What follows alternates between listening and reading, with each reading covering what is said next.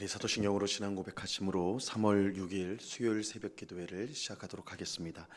전능하사 천지를 만드신 하나님 아버지를 내가 믿사오며 그 외아들 우리 주 예수 그리스도를 믿사오니 이는 성령으로 잉태하사 동정녀 마리아에게 나시고 본디오 빌라도에게 고난을 받으사 십자가에 못 박혀 죽으시고 장사한 지 사흘 만에 죽은 자 가운데서 다시 살아나시며 하늘에 오르사 전능하신 하나님 우편에 앉아 계시다가 저리로서 산 자와 죽은 자를 심판하러 오시리라.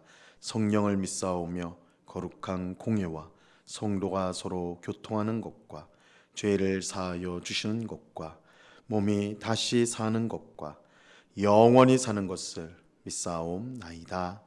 아멘. 우리 찬송가 333장 충성하라 죽도록 우리 같이 찬송하도록 하겠습니다. 찬송가 333장, 이전 통일 찬송가는 381장 찬송입니다.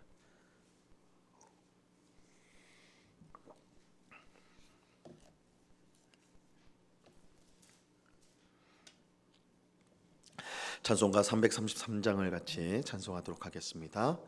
충성하라 죽도록 충성하라 주님께 슬픔이나 괴로움이 주의 사랑 못 끊으리 충성하라 죽도록 충성하라 끝까지 충성하라 죽도록 충성하라 주님께 찬란하다 저 멸류관 들려온다 주의 음성 충성하라 죽도록 충성하라 끝까지 충성하라 죽도록 충성하라 주님께 항상 내가 힘쓰오니 주님 나를 도우소서 충성하라 죽도록 충성하리 끝까지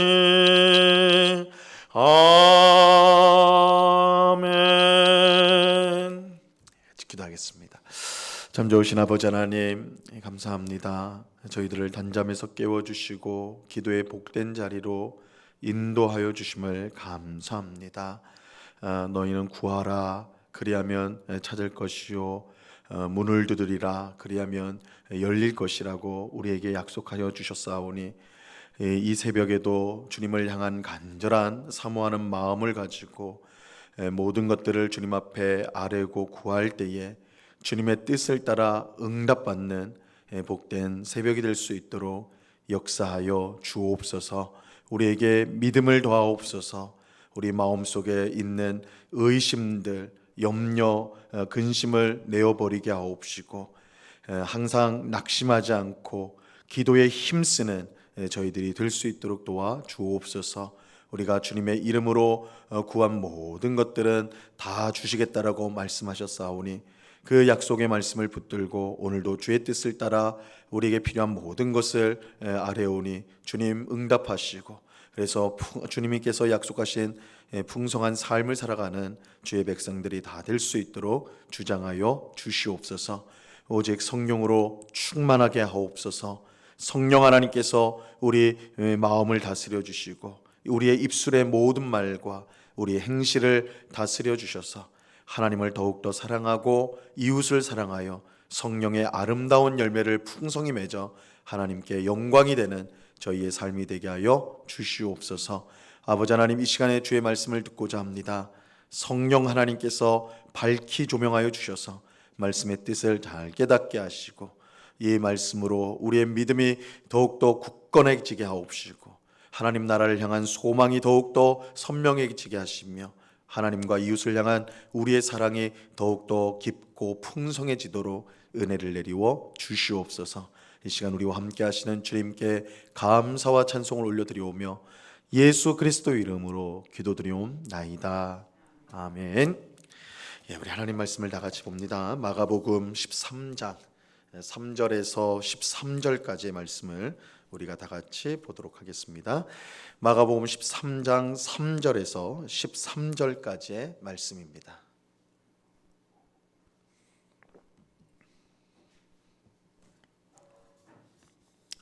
마가복음 13장 3절에서 13절까지의 말씀을 우리가 하나님의 말씀을 교독하도록 하겠습니다. 제가 먼저 3절을 읽겠습니다.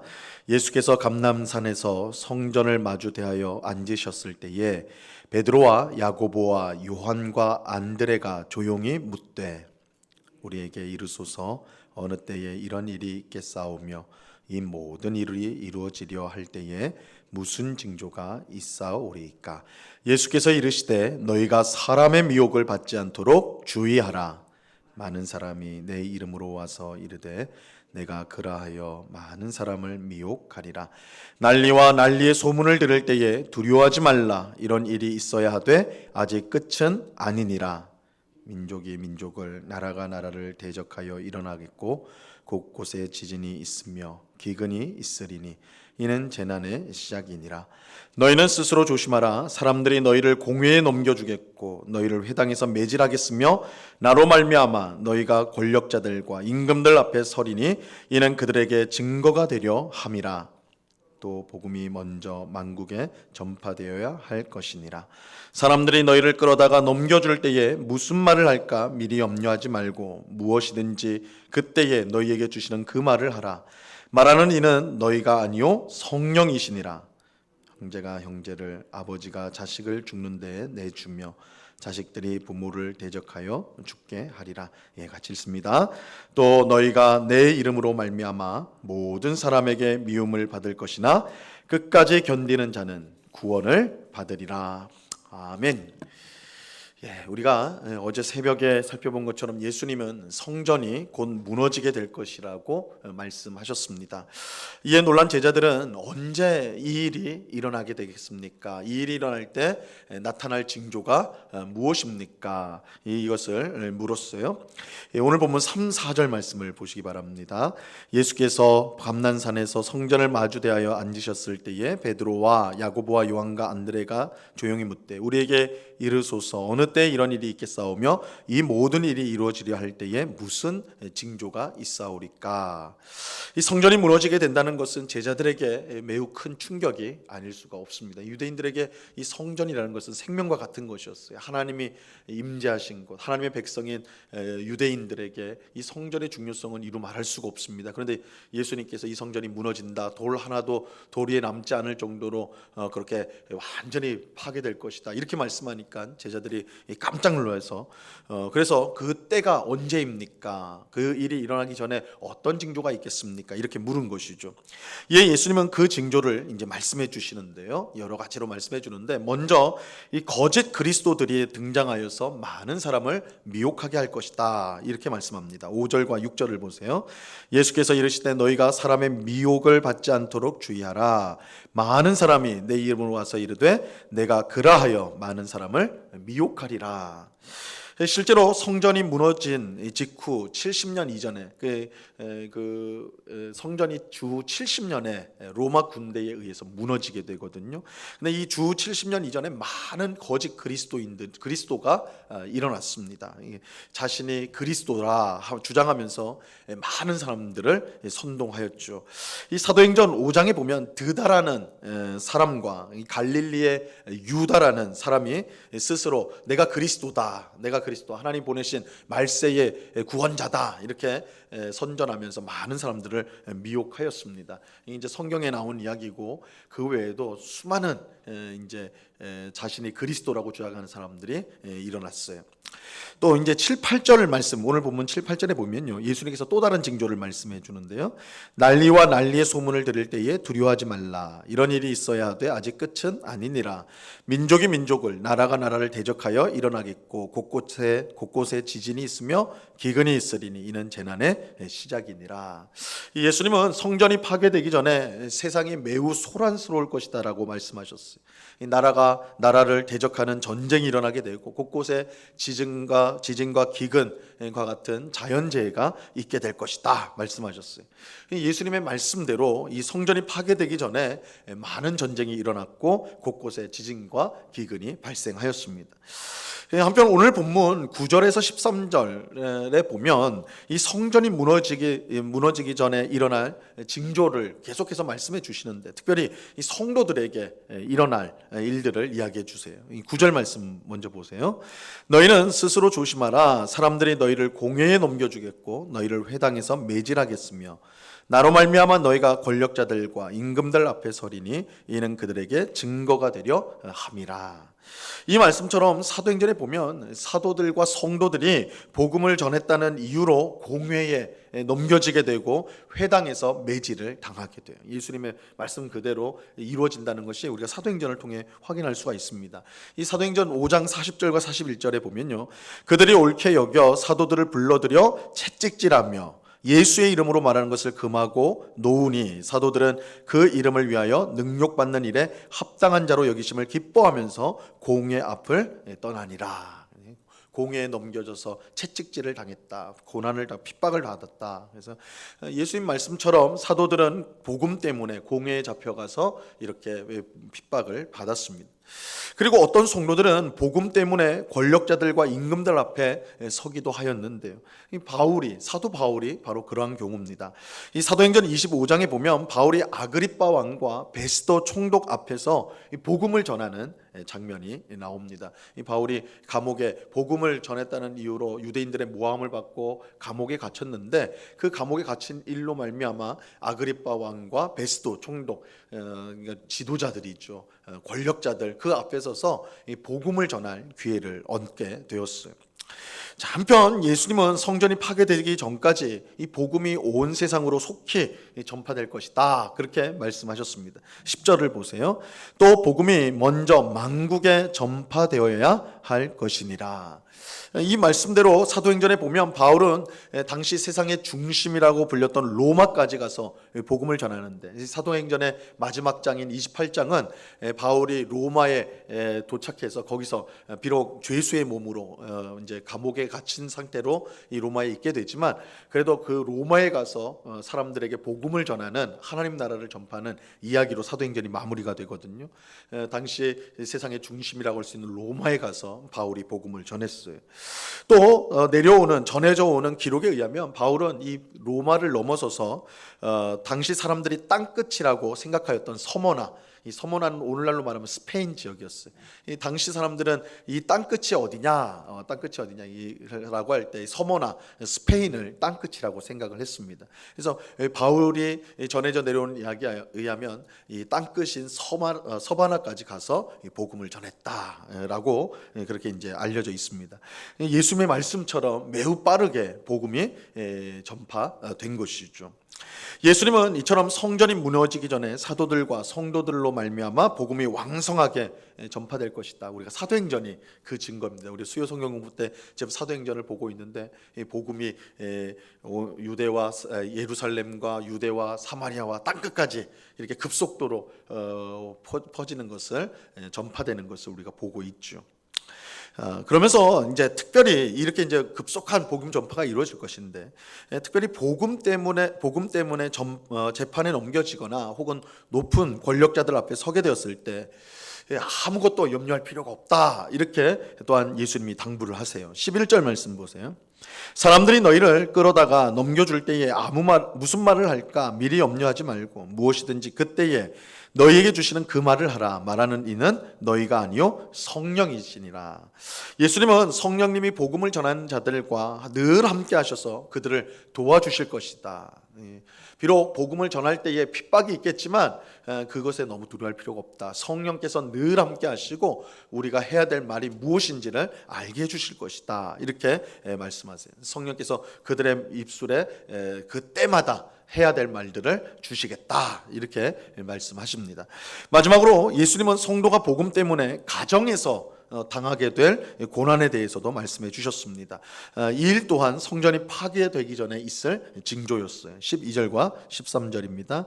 형제가 형제를, 아버지가 자식을 죽는 데에 내주며 자식들이 부모를 대적하여 죽게 하리라. 또 너희가 내 이름으로 말미암아 사람에게 미움을 받을 것이나 끝까지 견디는 자는 구원을 받으리라. 예수님은 복음 때문에 형제가 형제를, 부모가 자식을 죽게 할 것이다. 이렇게 말씀하셨어요. 실제로 기독교인들을 가장 잔인하게 핍박했던 네로, 이제 로마 황제 중에 네로 황제는 아주 기독교인들을 핍박하는 것으로 아주 유명한 왕인데, 네로 황제 때 예수님을 믿는 자기 가족을 고발하여서 처형에 이르도록 한 사건들이 많이 있었다고 그렇게 전해져 옵니다. 예수님은 너희가 내 이름 때문에 사람들에게 미움을 받게 될 것이라고 말씀하셨어요. 가족들조차도 예수님을 믿는다고 핍박을 하는데 다른 세상 사람들이야 오죽했겠습니까? 이것이 성전이 무너지기 전에 일어날 징조였습니다. 이런 상황 속에서 예수님은 성도들에게 뭐라고 지금 말씀합니까? 끝까지 견디는 자가 구원을 받게 된다. 끝까지 견디는 자가 구원을 받는다라고 말씀하세요. 예수님은 이 모든 어려움을 없애주겠다 그렇게 하겠다고 말씀하지 않으셨어요. 오히려 끝까지 견디면 구원을 받게 된다라고 말씀하셨습니다. 이 예수님의 말씀처럼 초대교회 성도들은 온갖 핍박과 시련 속에서도 인내로 견뎌냈고 결국 영광스러운 구원을 받게 되었습니다. 사도행전을 보면 그 사도들과 성도들이 복음을 전하는 것 때문에 핍박을 당하거든요. 감옥에도 갇히고 채찍질도 당하고 어려움을 당하는데, 놀라운 것은 그들이 그 핍박을 당하는 것을 오히려 영광스럽게 여겼다. 우리가 정말 하나님의 사람들이기 때문에, 하나님의 뜻대로 복음을 전하기 때문에 이런 핍박이 오는구나. 그것을 핍박받는 것을 영광스럽게 여기고 하나님께서 우리를 지켜주셔서 오히려 더 힘있게, 이런 핍박 가운데서도 더 힘있게 복음을 전하게 해달라, 그렇게 기도하는 모습을 보게 돼요. 그래서 이 초대교회 성도들은 예수님의 말씀처럼 끝까지 인내로 견딤으로써 주님의 말씀처럼 영광스러운 구원을 받았던 것입니다.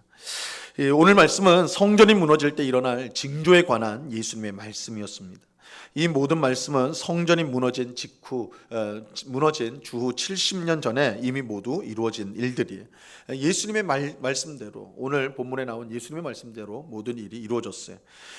그러나 그렇다고 해서 이제 오늘 우리와는 전혀 상관없는, 이미 다 이루어졌으니까 그럼 오늘 우리와는 상관없는 말씀 아니냐? 그렇지 않습니다.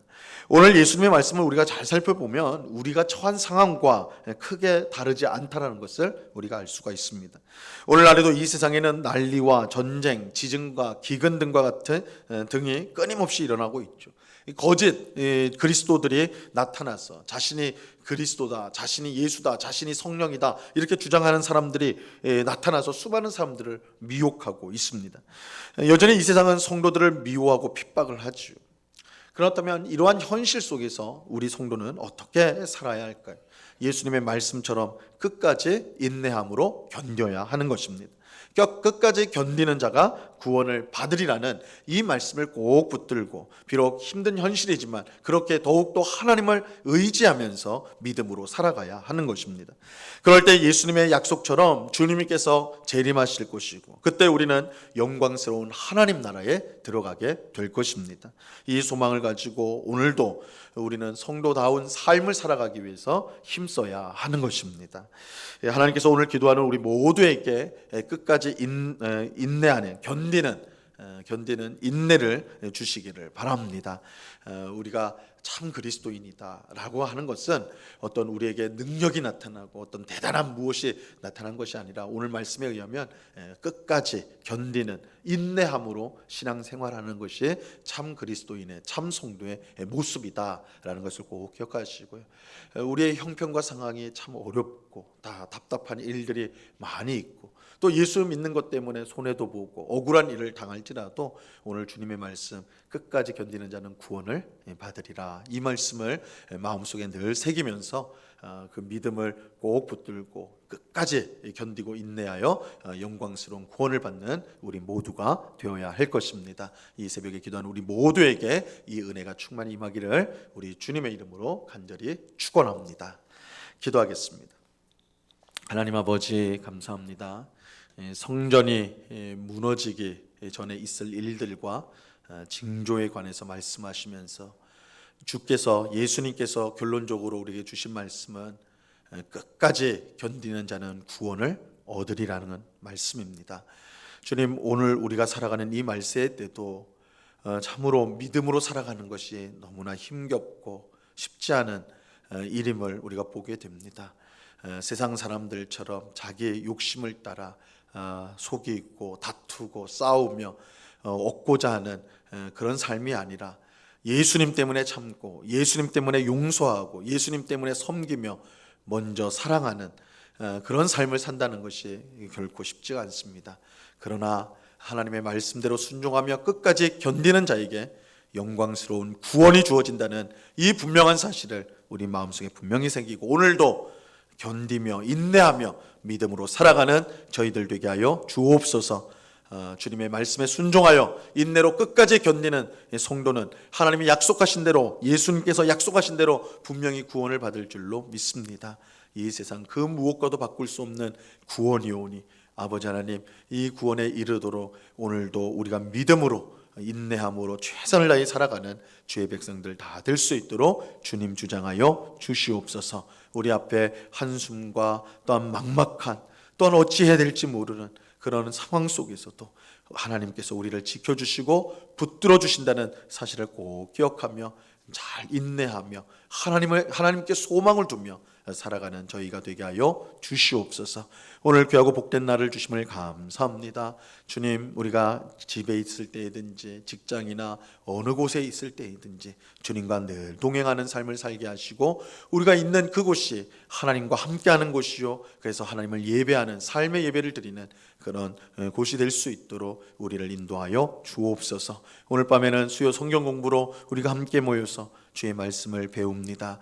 주의 말씀을 배우는 것이 우리의 기쁨 되게 하시고 즐거움이 되게 하시고 말씀이 우리의 능력이 되고 힘이 되고 양식이 되는 것을 경험하는 귀한 시간이 될 수 있도록 도와 주옵소서. 구역장 성경 공부가 또한 시작이 됩니다. 우리 구역장들에게 주님 은혜를 베풀어 주셔서 구역원들을 사랑하고 잘 섬길 수 있는 은혜를 베풀어 주시고, 그래서 우리 교회 모든 구역들이 활성화되어 예배로 모이고 또한 아름답게 신앙이 성숙하는 그런 귀한 역사가 있게 하여 주시옵소서. 이 시간 여러 가지 간구의 제목으로 기도하는 저희들 주님께서 불쌍히 여기시고 우리의 기도에 응답하여 주시되 주의 뜻 가운데 응답해 주심으로 가장 풍성하고 또한 적합한 응답을 받는 이 시간이 되도록 은혜를 내리워 주옵소서. 언제나 우리와 함께 하시는 주님께 감사와 찬송을 올려드리오며 예수 그리스도 이름으로 기도드리옵나이다.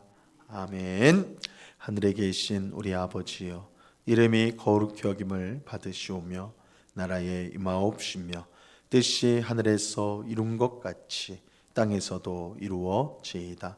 오늘날 우리에게 일용할 양식을 주옵시고 우리가 우리에게 죄 지은 자를 사하여 준 것 같이 우리 죄를 사하여 주옵시고 우리를 시험에 들게 하지 마옵시고 다만 악에서 구하옵소서. 대개 나라와 권세와 영광이 아버지께 영원히 있사옵나이다. 아멘.